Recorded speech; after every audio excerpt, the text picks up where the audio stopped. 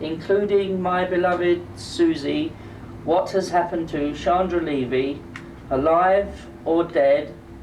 What has happened, question mark, why, question mark? That's what Gary wrote on the top of my pad.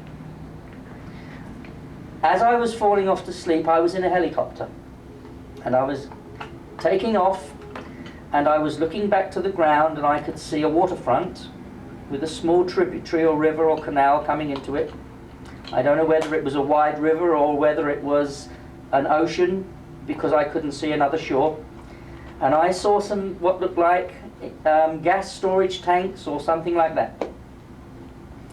The next part of the dream sort of thing swapped to something else. I'm in a room, and there are two young ladies, and they both want a cigarette lighter, but it's not in the same place as they left it, and certainly isn't in the same place as where they thought either of them last used it. And one says something about a football game on Fridays. That dream then changed again, and I am in, well, I'm on the ground, and I'm in some area where there are pipes and buildings and various things, and we have another gas tank, but this time the gas tank is almost buried underground. You can just see the top with some pipes and taps on the top of it. I mean, what springs to mind is this is all surrounding some kind of oil refinery or something like that. And there is some electronic sensing devices and alarms, and basically that's it.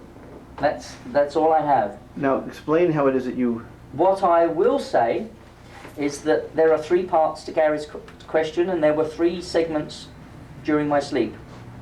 And that's interesting. That follows a pretty well-established pattern. I am sad to say that when I dream of a helicopter, and it's always been the case, that the person we're dealing with is dead.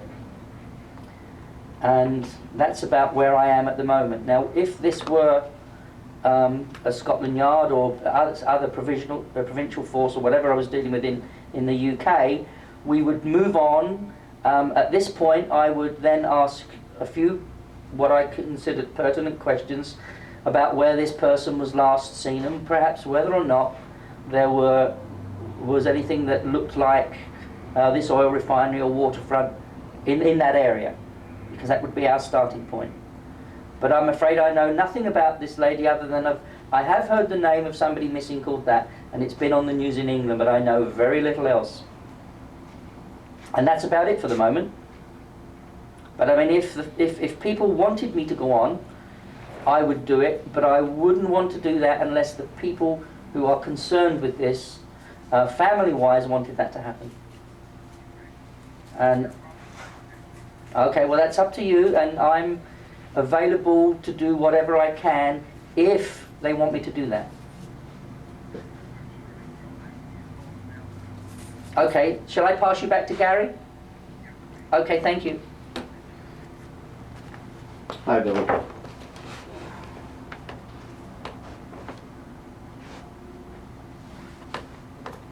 Oh.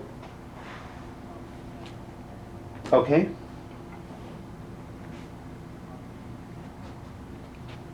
Good.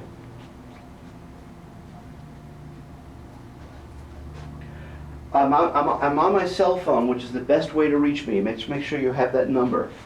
It's 520 603 5722.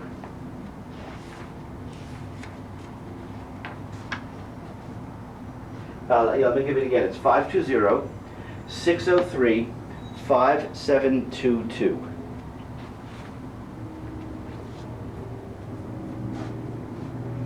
You're kidding. That's funny. I know it's a small world, but that's silly. Now I won't forget your home phone number. At least the last 4 digits. Well, that's strange, isn't it? Right. By the way, was anything that, remember, this is all new to me. I had never physically met Christopher before and so on. Is any of what he received in his, quote, dream at all consistent with anything that the police have said thus far?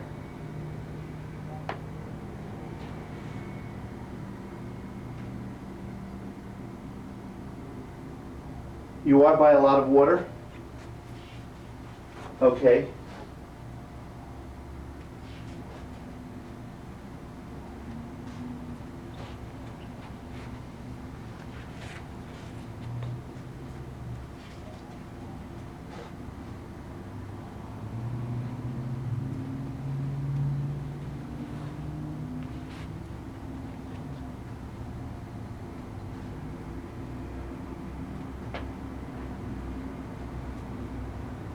Okay.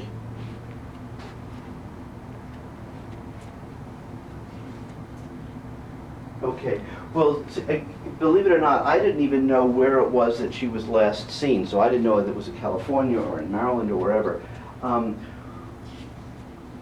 Okay. But her okay.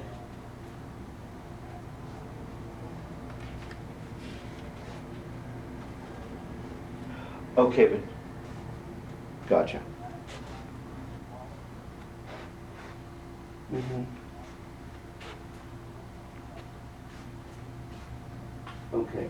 Well, if it turns out that the family would like, Christopher, I, and our research mediums to help you, what I will do with Christopher is what I would do, obviously if this was my own family member who was missing, or loved one who was missing, is I would say, okay, Christopher, what are the optimal conditions under which you get data?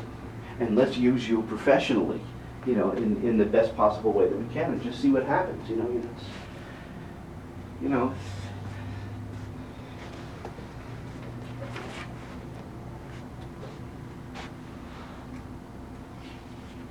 I understand. Right.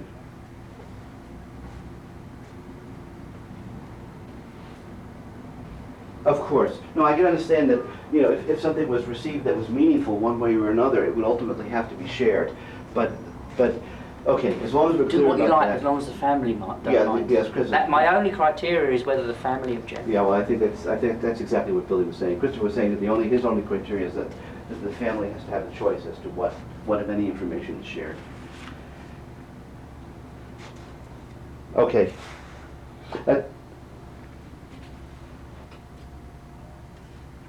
I understand.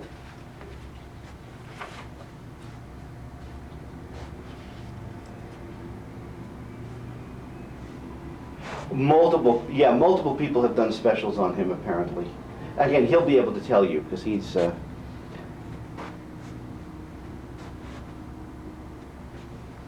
Okay. Sounds good. I'll tell him that, thanks. Okay, Bill, take care. Bye. He thanks you very much. Oh, that's my pleasure to try and help. And he says that apparently the family had a very bad day yesterday, and so consequently they did not, he was not able to speak to them. No. Okay, that's why he didn't get back to me yesterday. He said... I mean, if they want to meet me, Right. that's up to them. Right, that's it. But he did tell me that a number of people have said that she has died either near the water or in the water. Well, let me tell you what. When the police very quickly realised I wasn't a fraud, the first thing we looked at is, why hasn't this all come out before? Why hasn't there been another Christopher? Right. And I said to the police, and with the greatest respect to them, that there are a lot of Christophers out there that try and tell the police something, but because it's psychic or abnormal, they don't want to know. Mm-hmm. So Scotland Yard, not at my request, but because of me, instigated a year-long survey and appointed a commander. And a commander is more than a chief. A commander has a district, like the police chief of Tucson would be called a commander. A commander was appointed to do a one-year-long survey with all of the police in Scotland Yard, all their divisions, and a letter was sent out to every senior officer saying that for the next 12 months, any psychic things that come forward or assist you or whatever can be reported without the fear of ridicule or shame, and you can even do it anonymously on this form, just to see how many other Christophers there may be out there. And at the end of the year, I was the only one. Wow. But at least they did that. Right. What it meant to me was, I have started a ball rolling. I understand. And of course, 12 years later, we're still rolling the ball. I understand. But just But the interesting thing about psychics is this, and we've done this, from now on, all psychics who telephone what we call an incident room. Mm-hmm. So let's say you have a murder, then they set up a special office, bring in the murder links, computers, the whole system goes underway, and it's called an incident room. Every single psychic or claimed psychic or whatever that calls an incident room, it is now logged. And our view was this: if you got a murder and the police want to know who did it, if the psychics were right, they'd all send the same name. They'd all send the same location. So where we now get 1,000 people, and it happens to in England, contacting them, somebody does look at that. And if it's a huge bulk of that says the same thing, it now gets looked at. Gotcha. So that's where we've got to. Good, and that's You the can't same look thing- at everything, it's impossible. But if you get a huge number of people telling you the same thing, it's worth a look. Right, it's definitely worth a look. Absolutely. And that's exactly the strategy that we're going to be taking here. Yeah. Okay, what I'm going to do is put the tape on pause now, and then I'm going to go call. Because I asked a similar thing. A priest said to me, I don't know how much of my book you've read or remember, but when this first started happening, I did two things. I went to the police and I went to a priest. And the priest said to me, what I will do, he said, Christopher, is I will allow you 6 months of my time, half an hour every morning. And I was impressed. So every morning after I'd faxed my dreams to the police, I went to the priest's house. And we would sit for half an hour and talk about them. And one morning, the priest said to me, I've never had a dream that has meant anything at all. I've never had a vision. He said, will you ask God to send me a dream? And I said, I will. He said, do you think he will listen to you? I said, oh, I don't doubt he will listen to me. I said, whether he will do what I want him to do is a whole other thing. I said, but I'm sure he will listen to me. Anyway, when I'm at the priest's house the next day, he was telling me this whole thing about a dream and this and that. And it was all to do with a piece of paper he'd lost. And he'd been looking for this piece of paper, some document, everywhere. And he said to me, what does it mean? And I said, well, we've got glass, we've got mirrors, and we've got laser beams. I said, it's under a photocopier, isn't it? He went into one of the other offices where he'd been photocopying, and he lifted up the flap, and there was this piece of paper. And it was his dream, not mine. Wow, but you see... And he felt, I don't know how he felt. He said he felt wonderful. Okay. Because it was his dream, I just told him what to do with it. Right. And he said, for the first time in my life, he said, not that I've doubted God, he said, but God has told me something I wanted to know that was trivial and only important to me. Right. But what's interesting is there's the having of the dream, and then there's the interpreting of the dream. And being able to find But the trust meaning comes in the I know, and what you're saying is that trust is critical. That you can trust the information to find the meaning, to Absolutely. even search to for the even meaning. to even put yourself on the line to look. Right. Well, if God is goodness, if the essence of God is the capacity for goodness, and that everything else, energy, information, intelligence, love, all of that stuff is in the service of goodness. Yes. It's all in the service of goodness. It all comes from goodness. Yes. If that's the case, then the question is, how can we come to trust that?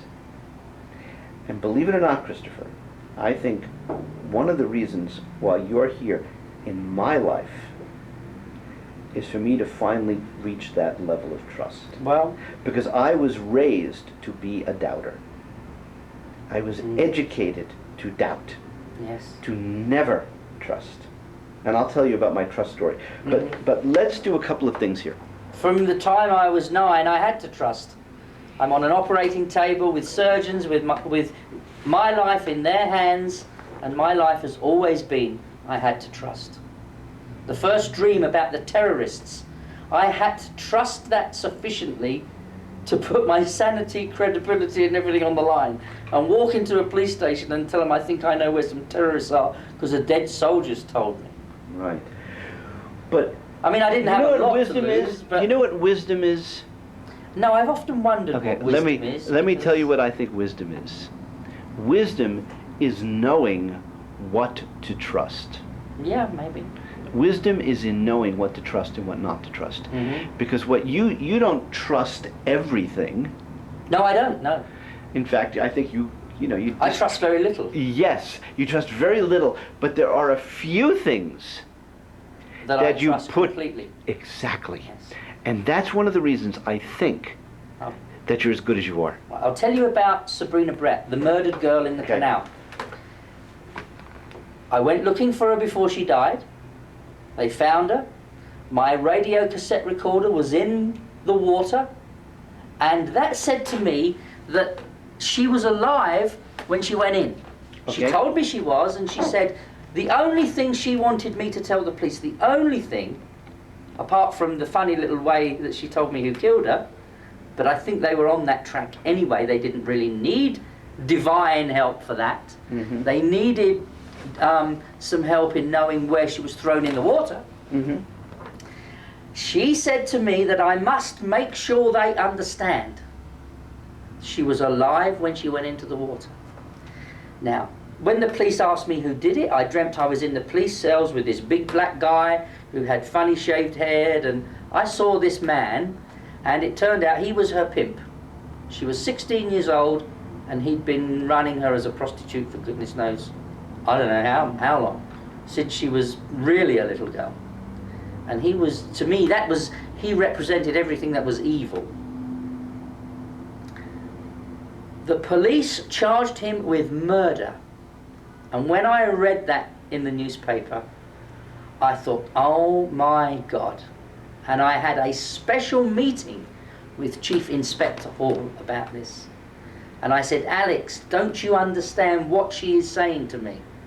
She was alive when he threw her into the water. That would make it manslaughter.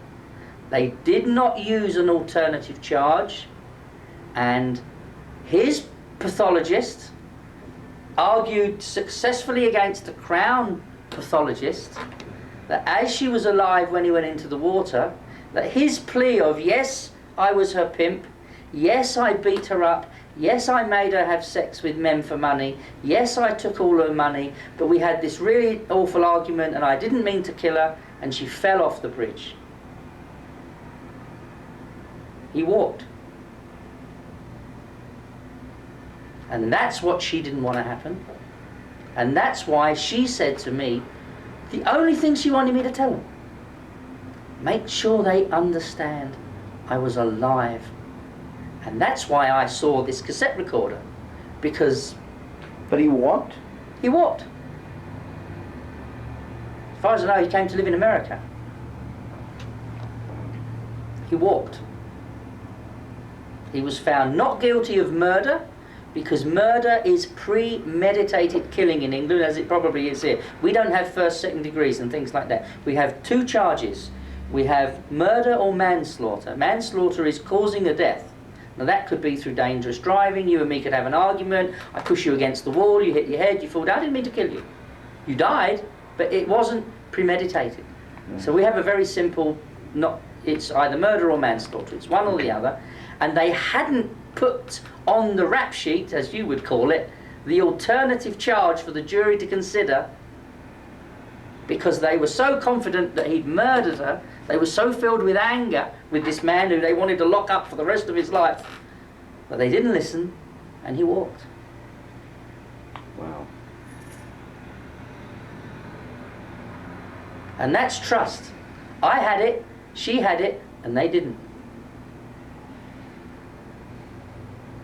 Now, I'm not meaning to criticise that particular murder police force, that team, but the way they were, I can feel how they were. They've got this poor 16-year-old girl who has been brutalised and killed by this awful man, and they want to put him away for as long as they possibly can. So their anger, he did it on purpose. He murdered her. Okay. And they shouldn't have done it. They should have put the alternative charge in for the jury to consider that it was an unlawful killing and he could have got 15 years. I promise you. Anyway, long story. Okay, I know. No, I promise you that we will get back to the issue of trust, the origin of trust in you and the role of trust in this process, okay? Because trust is important. Absolutely. No, trust is essential. It's essential. It is part of the essence of all this. But I need to, for my own sake, since we have this moment, is I would like you to tell the story of how you met this particular man, how he told you that you were his diamond, his death and so on. I want to hear the whole story, and then when you do, I want you to actually show the pictures. Yeah, and so on. the pictures. Right. I want to hear that whole story, okay? Okay.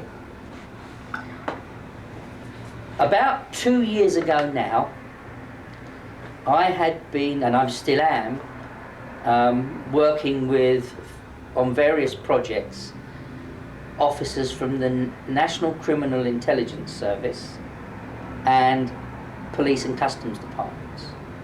And the assistance that you give them is multifaceted, because you can start something with a dream and then follow that yourself with trust and get real evidence or real this or real that. So I work in a multi-role, and I've helped them in a multitude of ways, and because of that, over the years, they wrote the foreword to my book and verified all of this for me, which is something they have never done for anybody else. But the one thing that they found difficult to believe, and I found this bizarre, because the one thing a police officer or law enforcement officer does probably every week or month of his life is go into a courtroom and pick up the Holy Bible and say, "I swear by Almighty God." But they don't believe in him. And they said that there wasn't an intelligent source behind my power, my ability, whatever we're going to call what happens to me. It was probably just that I had developed a facility, or somehow my mind was seeing things forward in time, and that was the end of it. And I must say, disappointed by that view, because they do pick that Bible up and swear by Almighty God with every piece of evidence. They expect the 12 men and true in the jury to believe. Right. And yet they're telling me that we don't believe that.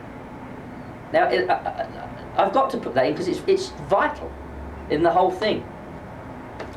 Anyway, this particular officer, and right now I'll just call him Paul, that is his real first name. If he'll talk to you one day, then you can have the rest. We'd done many experiments, and we'd worked on many cases, from assassination, lots of things.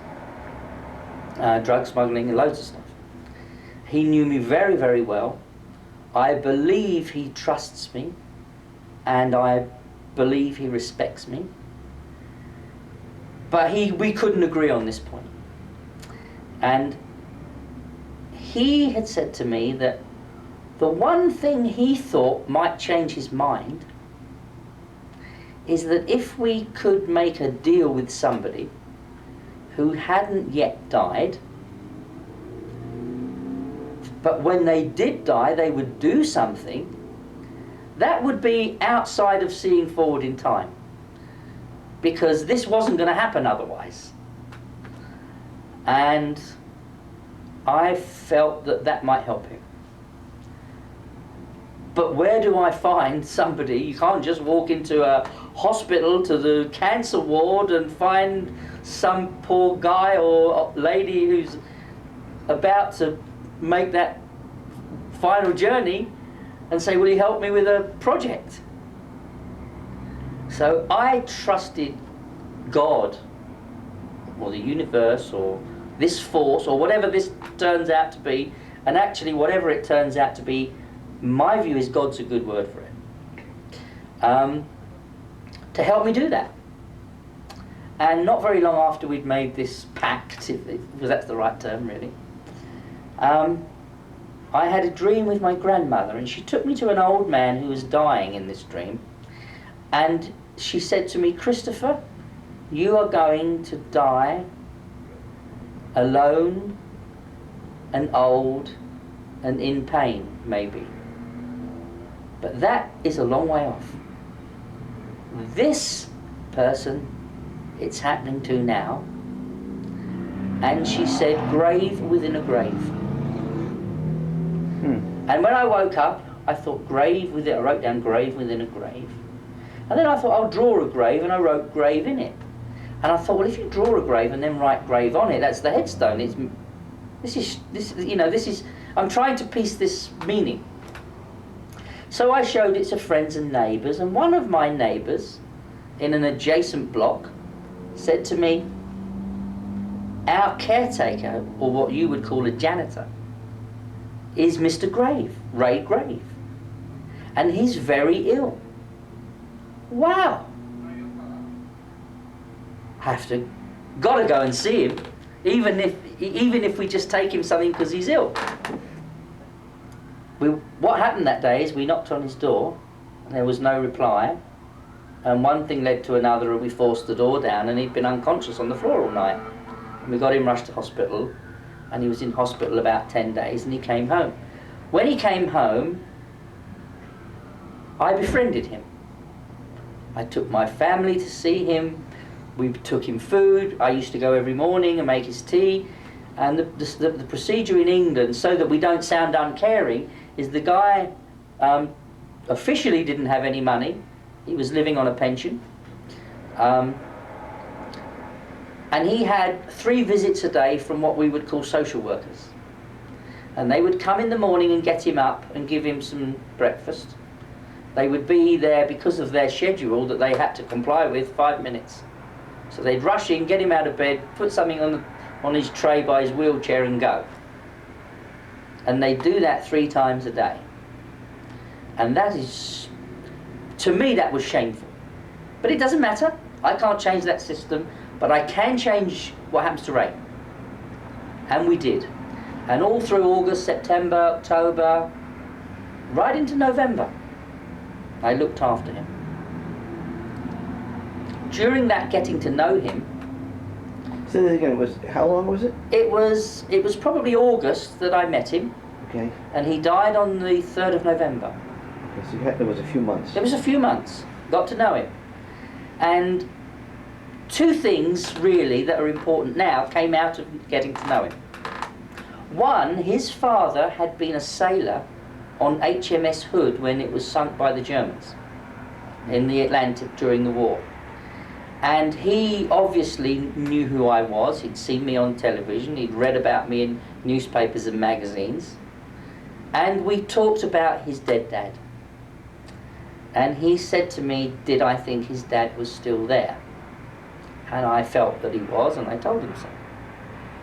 He said, why hasn't he ever come to me? Because I would dearly love it. I would love my father to say something to me. And he said, was it because he was in the engine room of the ship when it went down and his soul got trapped and he couldn't get out and he didn't get to where we all go when we die? And I felt that that wasn't right. I actually feel that it doesn't matter how we die, what happens to the body, how violent or sudden it is. It might be traumatic, but you get there, all of us. So I felt that that wasn't the reason. One of the reasons could have been that right up until now in his life, he wasn't much of a believer. He didn't have much trust. But he now knows that he is about to go through that final doorway because he's terminally ill. 73 years old, and he knows he's going.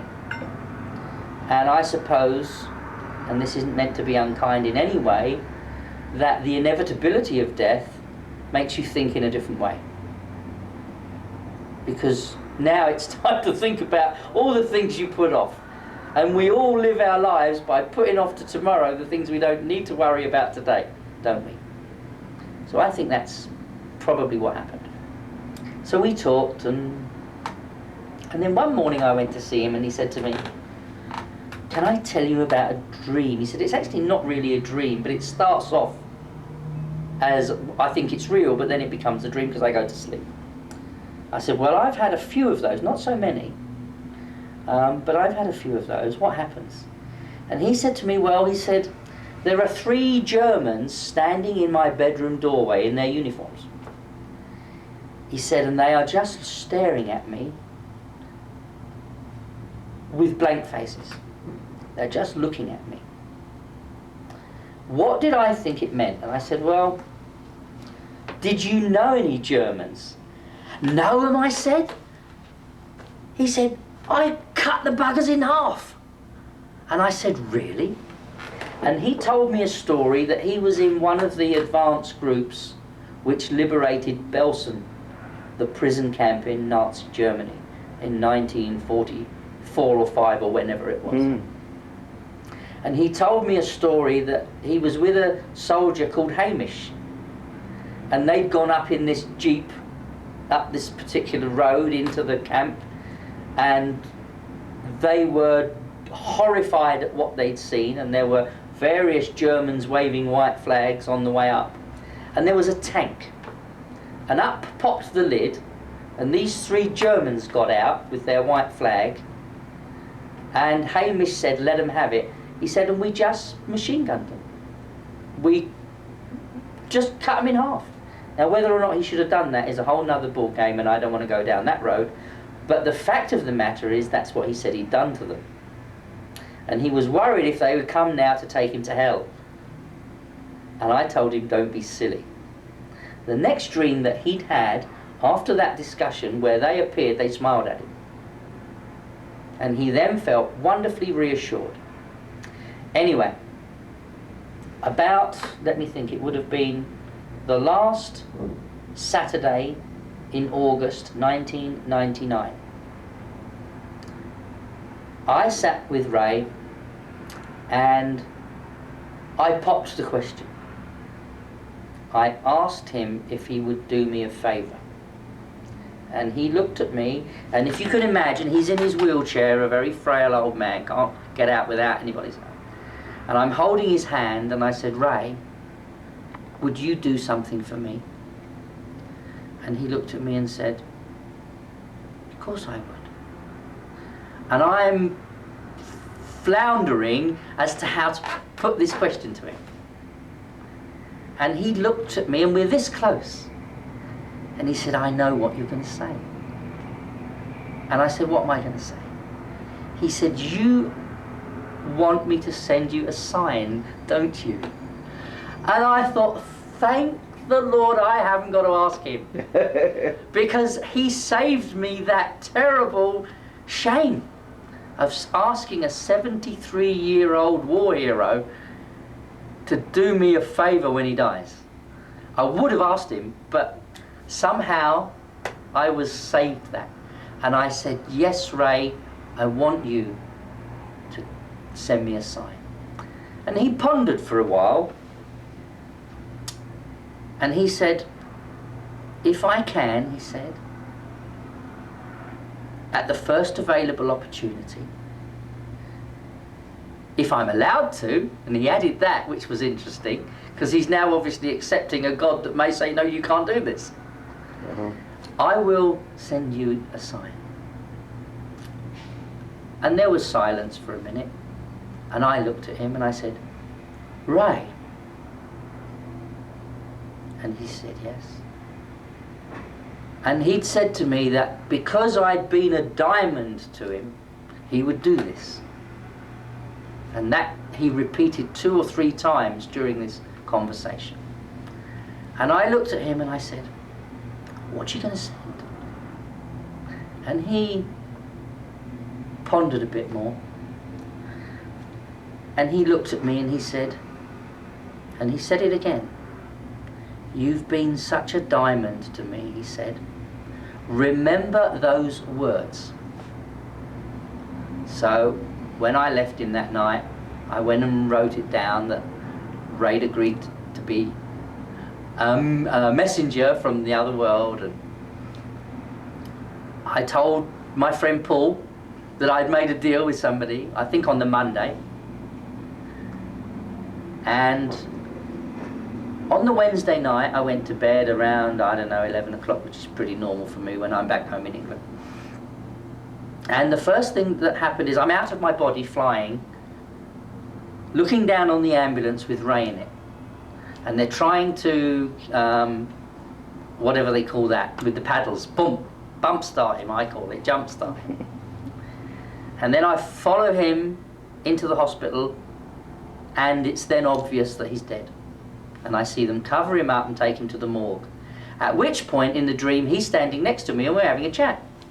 And he said, you always promised me they would not give me an autopsy, and they're going to. And I had always told him that they wouldn't, in the way I felt, because it was the one thing he dreaded. He didn't want to be cut up after he died. He was very proud. He was very distinguished looking in his death, and very handsome when he was young. And he was very proud of how he looked. And the thought of having himself all chopped to pieces to find out why he died was just the one thing, that was just the last straw. He didn't want that. And I'd actually told him that because he had a terminal illness and he was 73 years old and the death is expected and the doctors know about it, they don't do that. They do that to people where they don't know why you died. Anyway, we watched them together doing it. And he said to me, do you know what? He said, it doesn't matter. He said, I don't need that anymore. Oh, that's nice. And then I woke up. And I knew something had happened. And I went to his flat, and his family were there. And various things took place, which I really don't think we need to go into because it's of no useful purpose. But we talked about things, and anyway, Ray had died. That was Thursday. The first Thursday in November, which it probably was the 4th, Wednesday, May, I don't know, 1999, we can work this out. But it was the first Thursday in November. Because I believe the Friday was the 5th that year. But anyway, on the Saturday night, we had our firework party for the town. It's a town celebration to do with Guy Fawkes. We do it every year. And I take my children up to the firework party, and they've got hot dogs and soup and a big display, and I told everybody about Ray and the sign. And my kids said to me, do you think we'll see Ray spelled out in the sky? And I thought, maybe, let's all look. And my children and myself scanned the sky for 2 hours while these fireworks are going off, looking for a sign. Wow, how old are they, by the way? Lauren is 12, Melissa is 9, Danielle is 5, and the little boy was in his pushchair, so we can't count him, but he was Right, there. okay. And Lauren's friend Samantha was also there. She's her school friend and neighbour. So everybody's looking for a sign. We're all looking for this sign. Wow. And we really feel that we're going to see something. And we didn't really see anything that we could call unusual. Right. So when we went home, I decided to take... And actually what happened was I went into my lounge and I saw my camera sitting there. And I thought, I've got all the kids here, wouldn't it be nice to take some pictures? And I took 6 photographs. And in frame number 4, there is a 3-dimensional diamond right through the picture. Now that picture has been given to my friend Paul in intelligence. He came down for a meeting with me and brought the big white chief. And the big white chief wanted to listen to this story. And that's the first time I ever met him. All the things I'd helped him with didn't meet the chief. But a sign from Ray, I actually got to meet the big boss. And we met in a little bar, quiet, you know, they do it sort of, they don't tell you where to meet because they're paranoid. So they ring you 5 minutes and say, okay, we're now here, you drive to here. It's all like James Bond. And the reason for that is, of course, they don't want to be photographed with a psychic. And if I know where we're going to meet, and I was dishonourable, I could have the press there saying, look, I'm meeting intelligence people, come and get a picture. I would never do that, of course, but they can't trust that I wouldn't do that. So we have this whole cloak and dagger thing of where to meet. Sometimes they'll get you to drive along a highway and they'll phone you and they're up behind you. And they say, turn off at the next junction, turn left, turn right, park up, they park next to you, then you talk. And that's always been like that. But it's different if it's police, because you go to a police station and they're not so paranoid. You just walk in and then you're in their territory anyway, and they've got control. But that's this picture of the diamond. And for the benefit of your tape, Yes. I will show it to you. Okay, let me just bring it in a little closer here. And who are the people in the picture? Right. This is Samantha Harwood, my Okay. daughter's friend. Daughter's friend. This is my son Jerry, That's Jerry. and this is my daughter Lauren. Wow, and there is the diamond in front of their face. And the interesting thing is the diamond is between the two children that are mine Yes, and not the one that isn't. that's correct. And that was pointed out to me by my friend in intelligence, and he felt that that might have some validity, but I don't know. Who knows? And there was no obvious explanation for how that No, occurred. I haven't got large prints of the other photographs, but I have got them. You can Gotcha. have them. Good. You can have frame 1 to 6, and there is absolutely nothing at all. Do you have frame 1 through 6 with you, by Yes, the way? I do, yeah. Oh, you okay? Just keep going. I want you to keep Yeah. telling the story. Yeah, I don't want to do. interrupt right I now. have Okay, 1 through I got you. 6. Okay. Right, so this was Saturday night, Okay. whatever it was, and I can't remember. And that's probably good, because if I'd rehearsed this, I would know what bloody day it was. But I know it was the day of the firework party. Okay. And it was I think it was Saturday, probably the 6th of November 1999. Okay. Anyway, the next day I had to travel to Birmingham. And I had a meeting with some people to do with some of my work. And for protocol, or whatever we're going to call it, confidentiality, I don't want to go into who I was meeting or why. But what had happened is one of these people that I work with in another town, another group, had popped in to see me during the summer, June or July. At about the same time, we were wondering whether or not we should have a dying person to prove whether he's right or whether I'm right. And this friend of mine, I'll use his real first name, it's Mark. I was going to his house that following Sunday morning, and I had to be there early. And we had 1 or 2 things to do, and I was taking a computer up to his son. Now what happened back in the summer was that he'd unexpectedly called at my house. And as he walked up my driveway and met me, he said to me, "Bet you didn't dream I was coming." And I laughed and I said, "No, I didn't dream you were coming." I said, "But I tell you what I did dream. A friend of yours dies today in a car accident."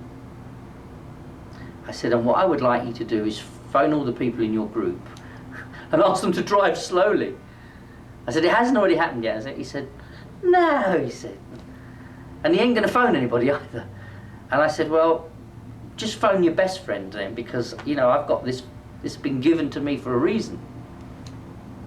I actually think the reason was nothing to do with saving that person's life now, but we'll come to that in a minute. So anyway, that happened, and Mark's sitting with me, and his mobile phone goes, and he drops the phone on the floor, and he drops his coffee on the floor, and he's a black guy, and he turned white, and he said to me, "My best friend's just been killed on the highway, the M6. And I said, "Mark, I am so sorry." And he was devastated. Now, I don't know what devastated him most, his friend dying, or he didn't want to listen to me and phone everybody. I don't know, because we talked about that afterwards. If only, if only, if only, if only, maybe, if, you know. You can always do that, can't you, afterwards? You know, benefit of hindsight's a wonderful thing. So, anyway, that's what happened in the summer. We're now in November. I'm going to his house. And when I get to his house, he said to me, "Do you remember my friend that was killed in the summer?" I said, "Of course I do." He said, "Well, his wife would like to see you, if you don't mind." I said, "No." I said, "I don't mind." He said, "She wants to talk to you about what happened and if he's still there, and one thing and another." And I actually think he didn't know about what I'm going to tell you next. because when we got to this lady's house after we'd done what we had to do, I sat down and she made some either tea or coffee, and she said to me, "Would you mind if I showed you something?" And I said, "No, not at all." She went upstairs and she came down with a pretty regular standard pack of photographs that you get back from the photo store, with the negatives and the prints, just the normal thing, in an envelope which she had to open. And she went through and she took out one picture. And she gave it to me and she said, "Can I ask you what you can see?" And before I even looked at it, I thought, hold on a minute. Hold on a minute, Christopher. You're 48 years old. You've never had a funny picture before.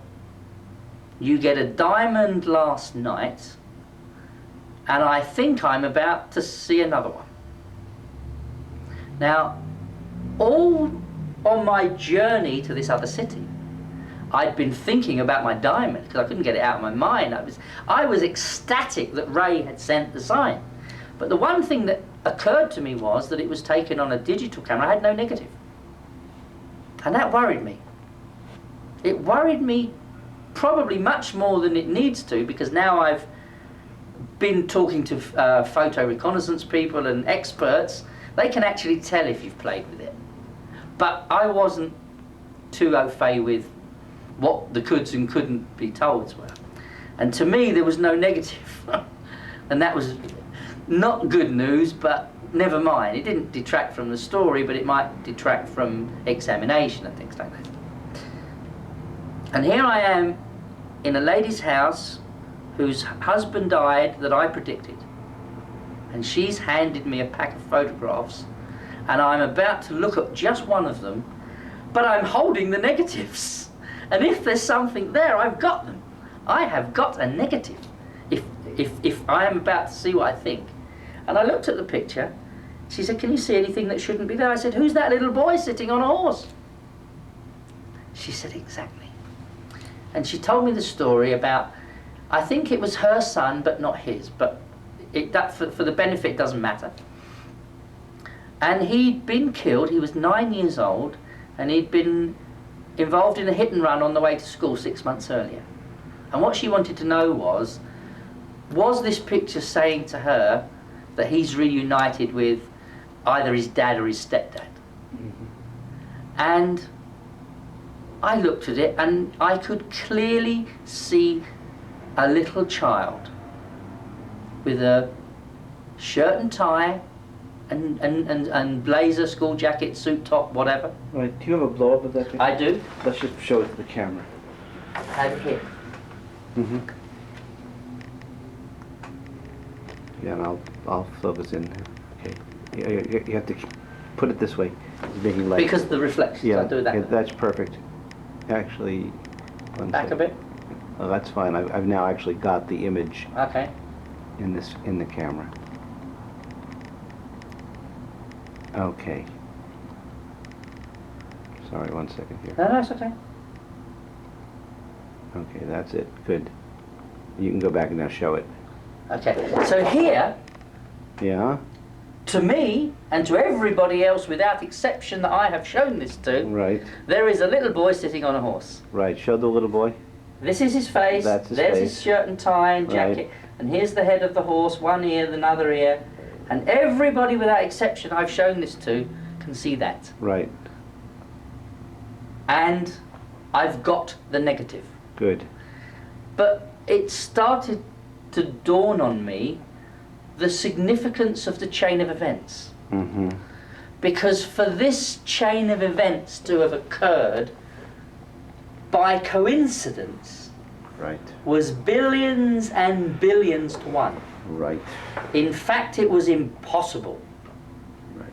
And this whole project started was an argument, a nice argument, between me and an intelligence officer as to whether there was an intelligent source, i.e. God or some spiritual beings, or just a mechanism which, when it ended, fell by the wayside. Gotcha. And I have suddenly got a whole chain of events which, On photographs. on photographs And this is and what, documented, right, exactly. And which couldn't, and bundles of witnesses who be prepared to corroborate, And- which and- couldn't be anything other Good. than part of a plan. okay, and let me get the question here, part of the plan, which is critical, because it's beyond just your two friends. Absolutely, It's beyond just this your is two beyond friends. anything I could. Right, okay. Now, so that's the bigger picture. That's Now- the bigger picture. Now, am I correct that when you started your work with the spirit photographs, that work began after your friend After died? this, It was yes. after After Ray yes, Grave absolutely. went Yep. to the grave. Yep, absolutely. I Okay. had never even thought of or seen or spirit photographs. Okay. Never, ever, and that was the one thing that struck me. I'm 48 years old. I've taken thousands of photographs. I've been a photographer with a newspaper in London and worked with a reporter. I've had pictures published on front page of 5 million, 10 million circulation newspapers. I knew quite a lot about photography, and I'd never, ever had it before in 48, well, let's say 39 years. I got my first camera when I was 9, and that's another story. Which we'll get later. Yeah. Okay.